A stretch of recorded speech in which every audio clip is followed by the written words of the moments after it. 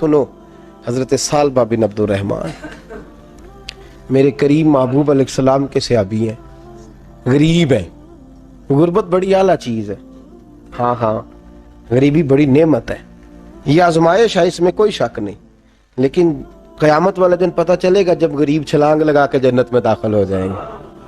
اور امیر تو کھڑے ہیں نا، میرے نبی پاک نے حضرت عبد الرحمن بن عوف کو، حضور صبح صبح اٹھے تو نبی پاک کی آنکھوں میں آنسو تھے، فرمایا میرے عبد الرحمن بن عوف کو بلاؤ۔ حضرت عبد الرحمن بن عوف آئے تو حضور نے سینے سے لگا لیا، نبی پاک کھول کے روئے، یا رسول اللہ حضور کیا ہوا؟ فرمایا عبد الرحمن رات میں نے خواب دیکھی ہے، سارے جنت میں چلے گئے، تو پیچھے رہ گیا، تو پیچھے رہ گیا، میں کھڑا تیرا انتظار کرتا رہا، میں تیرے بغیر جا نہیں سکتا تھا، پھر تو آیا ہے تو تیرا سارا وجود پسینے سے بھیگا ہوا تھا۔ حضرت عبد الرحمن بن عوف تڑپ کے روئے، قدموں پہ سر رہا، حضور میری غلطی۔ فرمایا یار تیرے پاس مال بڑا ہے، تجھے حساب دیتے دیتے لیٹ ہو گئی، تیرے بیگ کھل گئے، تجھے حساب دینا پڑ گیا، تو لیٹ ہو گیا، میں پریشان ہو گیا۔ حضرت عبد الرحمن ابن عوف نے 100 گھوڑا مال اوپر رکھ کے حضرت عبد الرحمن نے حضور کی بارگاہ میں پیش کیا، کہا یا رسول اللہ یہ۔ اور پتہ ہے ایک دن کیا ہوا؟ ایک دن سرکار کے وصال ظاہری کے بعد حضرت عبد الرحمن ابن عوف نبی پاک کے گھر کے دروازے کے باہر آ کے بیٹھ گئے اور یوں سر کو پکڑا ہوا ہے، رو رہے ہیں۔ حضرت ام سلمہ حضور کی زوجہ باہر آئیں، کہا بیٹا عبد الرحمن کیا ہوا؟ جب پوچھا کیا ہوا تو اور کھول کے روئے، کہا کیوں روتا ہے؟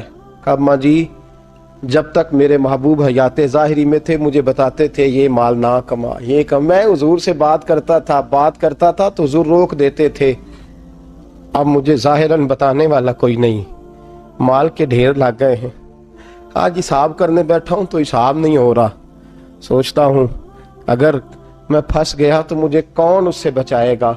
آپ محبوب کی زوجہ ہیں، میری ماں ہے، میں آپ کے پاس آیا ہوں، اماں جی مجھے بتائیں میں کیا کروں؟ تو حضرت ام سلمہ بھی رو پڑی، کہنے لگے محبوب تھے، میں کہاں ان کی ترجمانی کر سکتی ہوں، میں نبی پاک کی ترجمانی کیسے کروں؟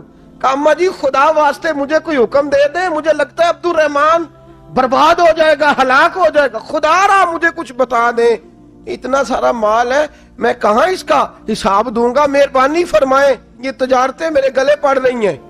حضرت ام سلمہ کی جب منت کی تو فرمانے لگی جا بیٹے آدھا خیرات کر دے۔ کتنا؟ 2.5% نہیں، کتنے فیصد ہے؟ 50%، 50%۔ حضرت عبد الرحمن ابن عوف گئے اور 50% خیرات کر کے کہنے لگے اماں میں نے 50% دے دیے، میں بچ جاؤں گا نا، میں بچ جاؤں گا، میں دے آیا ہوں آدھا۔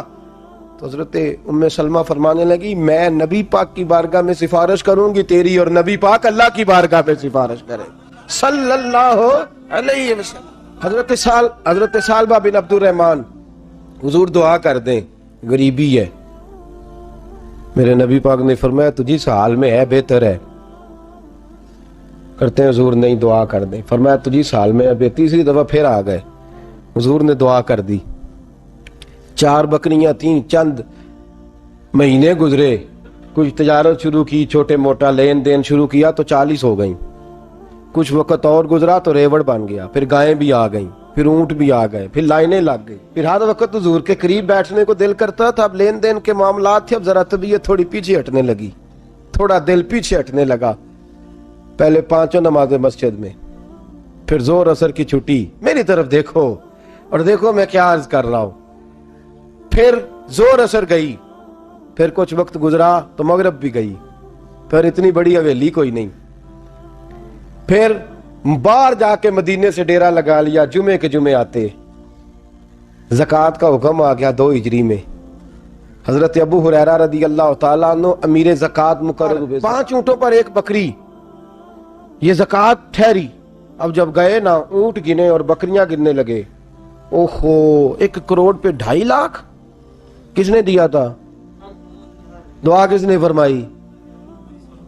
اوہو اتنا، میرے پیسے بینک سے میسج آ جائے گا اتنے کم ہو گئے، اوہو بڑی مصیبت بنے گی، مجھے تو خوشی ہوتی ہے جب آتے ہیں تو اب یہ والا میسج بھی چلے گا کہ اتنے مائنس ہو گئے، توبہ توبہ، پریشانی لگ گئی، بڑی طبیعت، انکار نہیں کیا، کہنے لگے حضور سے جا کے عرض کرنا میں خود آؤں گا، اور جہاں محبوبیت ہو وہاں اتنے لفظ بھی بے ادبی ہیں، وہاں ٹھہر جاؤ، سوچتا ہوں، سمجھتا ہوں، غور کرتا ہوں، یہ جملے بھی وہاں توہین ہوتے ہیں۔ محبوب ہو اور وہاں انسان سوچ سمجھ کی بات کرے، وہاں انسان، بابا بلے شاہ صاحب نے کہا عقل آخ دی چگے نو سام کے رکھ، عشق آخ دے بال کے سیکنا چاہیے، کہا جا کے کہنا میں آؤں گا۔ سب کی زکوٰۃ لے آئے، در رسول پہ آئے، حضور نے فرمایا پہلے سالبہ کی بات بتاؤ، پتہ تھا نا پہلے سال، حضور اس نے کہا تھا میں آؤں گا۔ حضرت ابو ہریرہ کہتے ہیں نبی پاک نے ٹھنڈی آہ بھری، آہ ٹھنڈی، فرمایا ہلاک ہو گیا۔ اس کو کہا تھا نہ اس چکر میں پڑ، ہلاک ہو گیا، ہلاک۔ حضرت ابو ہریرہ فرماتے ہیں دو باریک باریک آنسوؤں کے قطرے بھی میں نے محبوب کی آنکھوں میں دیکھے۔ اپنا ہے نا تو دکھ ہوا، یار میرا اپنا تھا، ہلاک ہی ہو گیا ہے، کدھر چلا گیا ہے۔ ان کو بھی بعد میں خیال آیا، او ہو میں تو غریب تھا، یہ آیا کدھر سے تھا، میں تو غلامی رسول میں آتا گیا تو رب میری عزتیں بڑھاتا گیا، یہ میں کس چکر میں پڑ گیا۔ آئے لائنیں بکریوں کی لائے، حاضر کی، حضور وہ میں نے کہا تھا حضرت ابو ہریرہ سے میں خود آؤں گا، حضور میں خود لایا ہوں۔ فرمایا محبوب نے مجھے تو نہ بتا، میں تو سمجھتا ہوں، میں نے کہا تھا تو میں آ گیا ہوں۔ فرمایا چل اٹھا، دوڑ جا، لے جا۔ حضرت ابو ہریرہ فرماتے ہیں انکار محبوب نے سالبہ کو کیا، لیکن آنسو ابو بکر صدیق کے بھی نکل گئے۔ فرماتے ہیں درد عثمان غنی کو بھی ہونے لگا، تڑپ مولا علی بھی گئے۔ فرمایا جا لے جا، نہیں چاہیے تیرے پیسے۔ فرماتے ہیں سالبہ نے ہاتھ باندھے، کہا محبوبہ غلطی ہو گئی، حضور مجھے، فرمایا تجھے کہا نہ تیرے نہیں چاہیے، نکل جا۔ حضرت ابو ہریرہ فرماتے ہیں جب نبی پاک نے رخ پھیرا تو صحابہ کی زبانوں پہ بھی جاری ہو گیا یہ تو ہلاک ہو گیا۔ کہتے ہیں مدینے میں قحط پڑ گیا، محبوب نے فرمایا بلال تو بھی آج لا، ایک خشک چھوارا حضرت بلال کا قبول ہو گیا۔ لیکن سالبہ لائنیں لگیں یا مال کی، فرمایا جا لے جا، تیرا قبول نہیں ہے۔ فرماتے ہیں تڑپتے رہے ساری زندگی اور مال کو دیکھ دیکھ کے آہیں بھرتے رہے، لیکن کریم نے اس تجارت کو قبول، حضرت ابو بکر صدیق کے پاس آئے، سرکار کے وصال، حضور قبول فرما لیں۔ فرمایا ساری دنیا کا قبول ہے، جس کا میرے نبی نے قبول نہیں فرمایا میں کیسے قبول کر لوں۔ حضرت عمر فاروق کے پاس آئے، فرمایا نہ تیرا قبول نہیں۔ حضرت عثمان کے زمانے میں وصال ہو گیا۔ عزیز یاد رکھ، تجارت وہ والی کر جو تجھے نجات دے، اس چکر میں نہ پڑ جا جو تجھے الجھا دے۔ قرآن مجید کی آیت آئی اقترب للناس حسابہم وہم فی غفلۃ معرضون، لوگوں کا حساب قریب آ گیا ہے اور وہ ابھی بھی غفلت میں پڑے ہیں، ابھی بھی 2 کے 4 اور 4 کے 10 کر رہے ہیں، حساب کا وقت قریب آ گیا۔ حضرت انس آئے مسجد سے، ایک صحابی مکان بنا رہے تھے، جھونپڑی تعمیر کر رہے تھے۔ حضرت انس کو پریشان دیکھا، کہنے لگے انس خیر تو ہے، کوئی نئی آیت تو نہیں آئی؟ تو جناب انس کہنے لگے آیت تو آ گئی ہے، رب نے کہہ دیا کہ حساب قریب آ گیا، تیاری کر لو۔ جھونپڑی بنا رہے ہیں، محل نہیں، جھونپڑی بنا رہے تھے، ابھی دیوار کچی مکمل نہیں ہوئی تھی، ہاتھ جھاڑ دیے صحابی نے، ادھر رخ پھیرا تو حضرت انس کہنے لگے کہاں جا رہے ہو؟ کہنے لگے بھائی میں حساب نہیں دے سکتا، میں مصطفیٰ کے پاس جا رہا ہوں، میں نے نہیں دیوار بنانی، بس بھائی میری اس دوڑ سے بس میں کوئی نہیں حساب دے سکتا، میں کمزور ہوں۔ میرے رسول کائنات صلی اللہ تعالی علیہ وسلم نے، میرے دوستو تجارت کرو لیکن اس کو عبادت سمجھ کے کرو۔ اگر تمہیں چوک وہاں دکان پہ بیٹھے خدا بھول جاتا ہے اور سودا کرتے وقت رب رسول کی باتیں تمہیں بھول جاتی ہیں، تو پھر تو تم وانتم موردون میں ہو، پھر تو تم غافل ہو۔